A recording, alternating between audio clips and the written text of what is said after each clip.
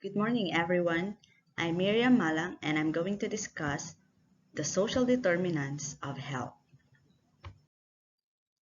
Most of us want to live long, happy, successful, and healthy lives.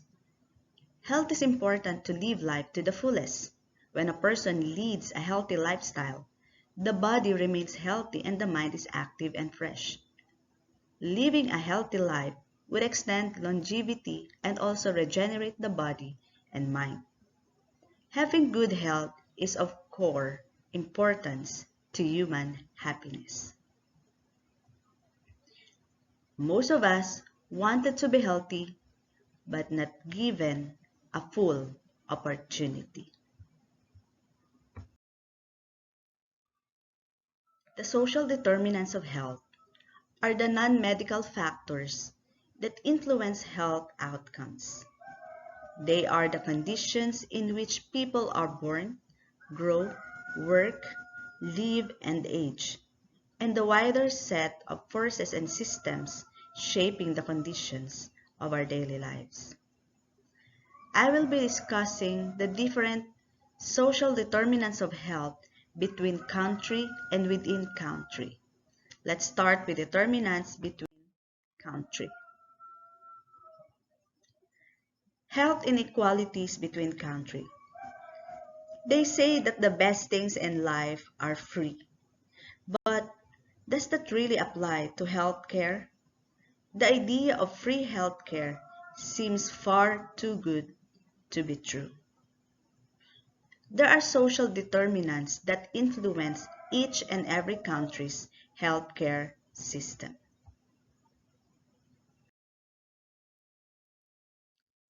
First is the life expectancy. The term life expectancy refers to the number of years a person can expect to live. According to data released of World Health Organization in 2020, the life expectancy of male increased from 50.7 years old to 70.6 years old. And the life expectancy of female increased from 54.6 years old to 75.1 years old. Well, perhaps with the evolution of healthcare system, prevention and treatment of diseases became more possible nowadays.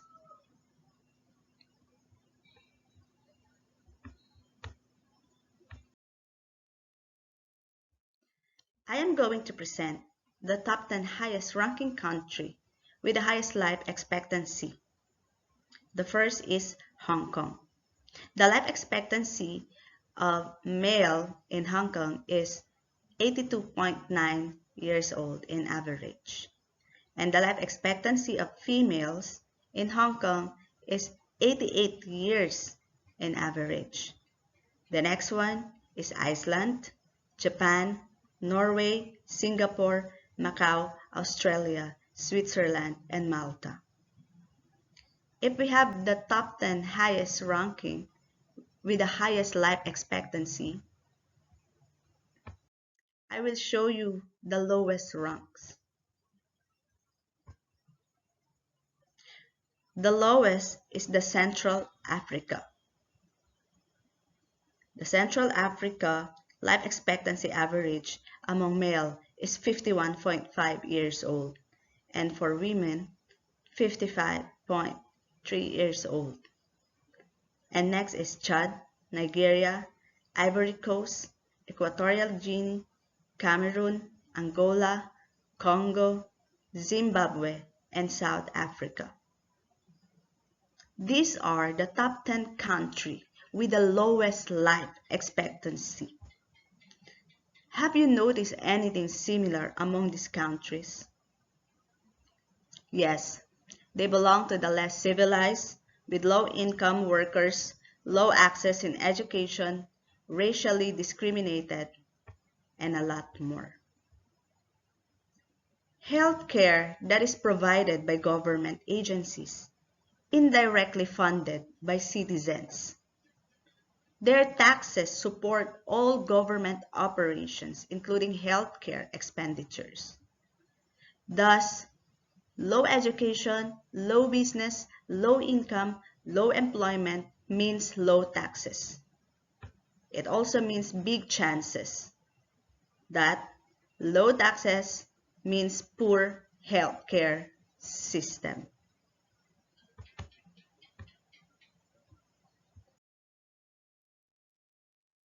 I would like also to share the data of the life expectancy in Philippines.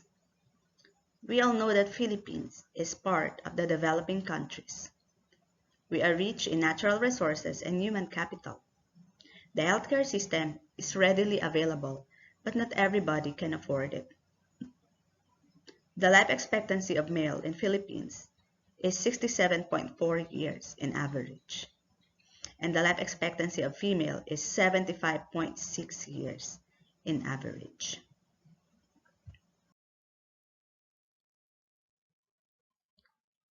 One of the social determinants is the health care. Good health care comes at a price.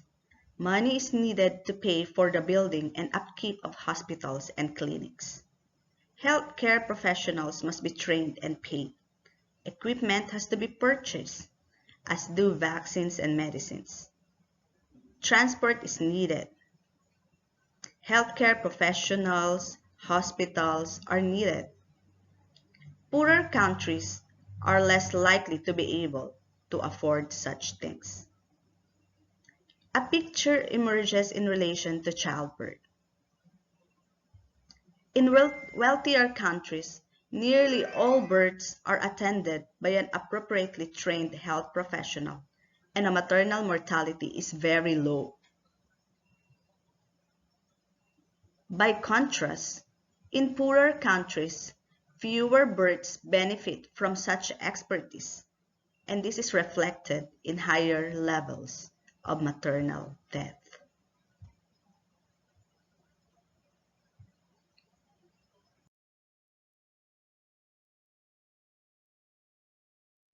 Another social determinant is the living conditions.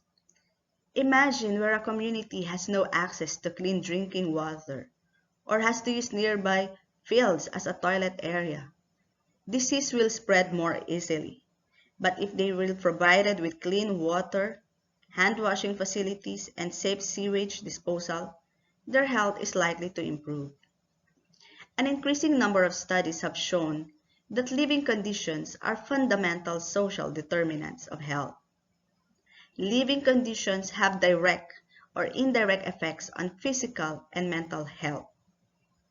Improvements in housing quality are conducive to improving the mental health of residents. Poor living conditions can lead to the spread of infectious diseases, chronic diseases, nutritional deficiencies, and mental health problems. Poor living conditions are often associated with poor health.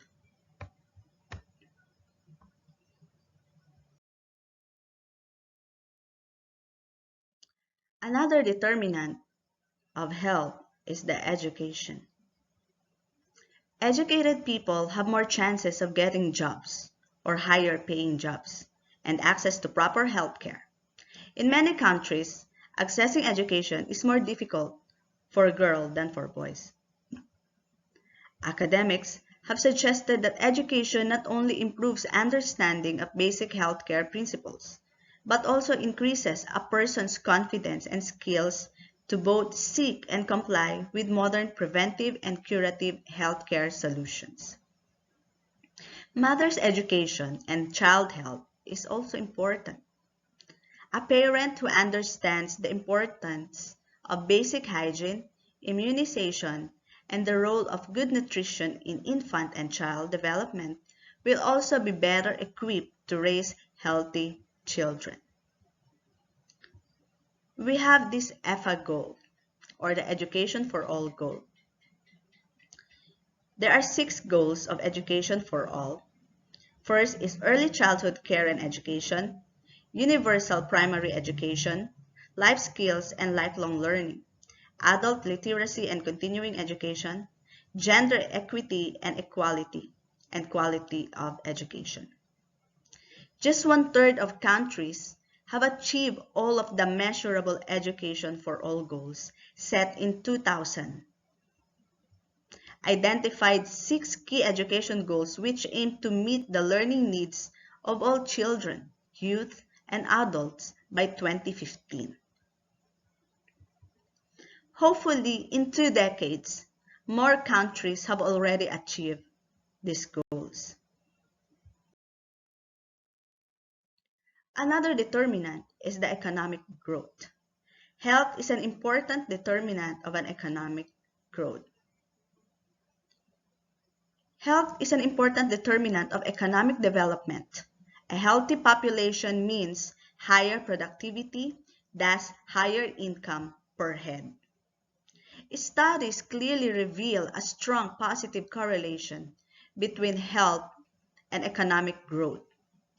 Countries with better health status tend to have higher incomes than countries with worse health status.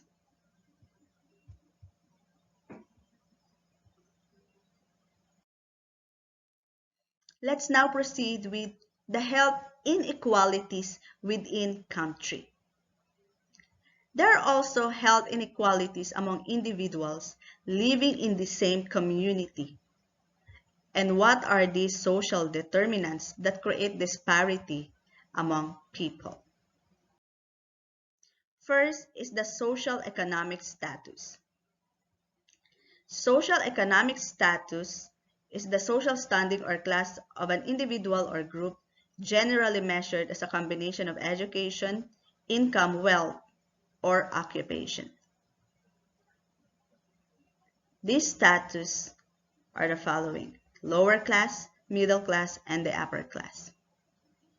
Socioeconomic status is the social standing or class of an individual or group. It is often measured as a combination of education, income, and occupation. Class is about categorizing people based on their economic position in society. The higher your class, the more power, status, and influence you have in the economy.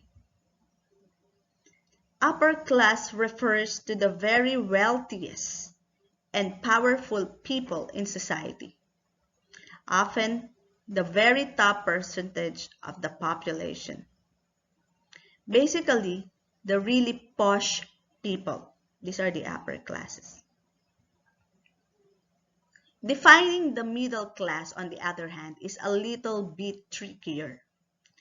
It includes people who work in high status, secure, and stable jobs like doctors, lawyers, teachers, and the people who own their own homes. And lastly, the lower class or working class refers to those who have to work in order to survive. We can say that those in upper class can avail proper and high-class healthcare services than those in middle and lower classes. Another determinant is the working conditions. In all countries, individuals from lower socioeconomic groups may be exposed to more dangerous or unhealthy working environments. These lower class do not have a choice but to engage in a dangerous or unhealthy type of works. And that is very unhealthy.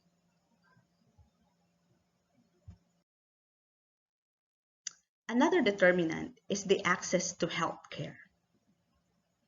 Free healthcare is also different from universal healthcare. The terms are often used interchangeably, but there are differences. Free healthcare means that all citizens receive healthcare at no cost or a very minimal cost, while universal healthcare means there is a healthcare system that provides coverage to at least 90% of citizens. and there are only 32 rich countries who can afford or who offer universal health coverage. Both of the above are subsidized programs typically paid for by the citizens and of the country via taxes. In other countries, there are free hospitalization, but the services are limited, and some others need to buy insurance to afford a high-tech and proper medical health care.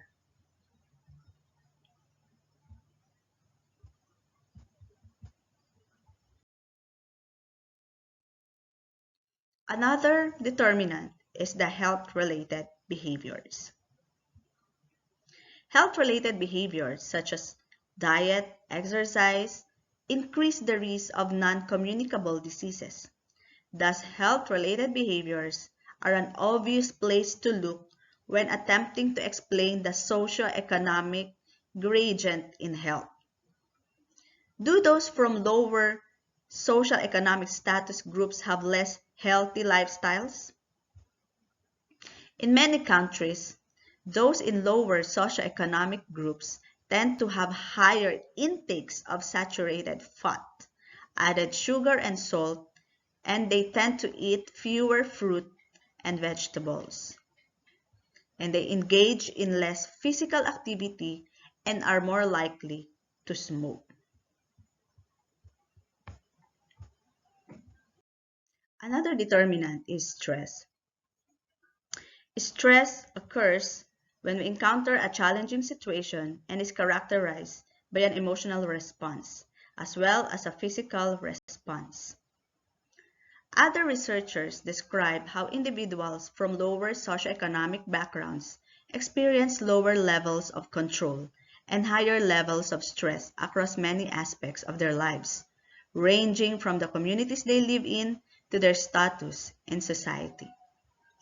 Additionally, being in a household with more financial difficulties was associated with lower control at home among women. And another study reveals that the poor typically score lower than the rich on markers of well-being, ranging from life satisfaction and happiness to objective indicators of health.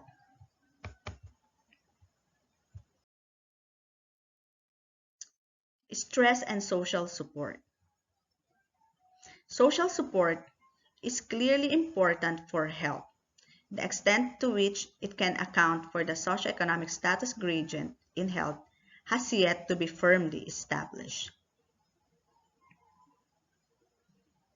A number of studies do indeed show that those from higher socioeconomic groups have higher levels of social support compared to those from lower socioeconomic groups. For example, they are more likely to be married and to have more friends. Although social support is clearly important for health, the extent to which it can account for the socioeconomic status gradient in health has yet to be firmly established. There are two types of social support, the functional support and the structural support. The functional support are the benefits received or perceived to be received from social relationships, such as emotional or tangible support, while the structural support are the existence of and interconnectedness of social networks, for example, marital status and number of social contacts.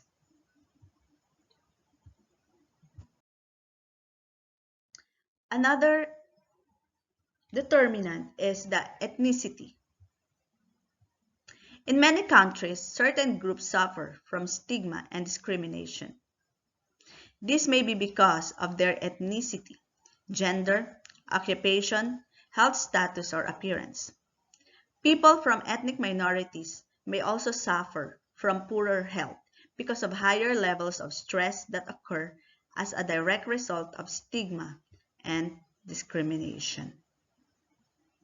Remember that racism is a pandemic too. I have here a list of tips on how to have a better health. But those tips or the following tips are easier said than done because of the different factors and different social determinants of health between countries and within countries. Health concerns should be a collaborative effort among individuals and the societies in which they live in. Individuals should care for their own health, and societies should promote health and strengthen the policies in public health. Health is everybody's business. Thank you. Ingat.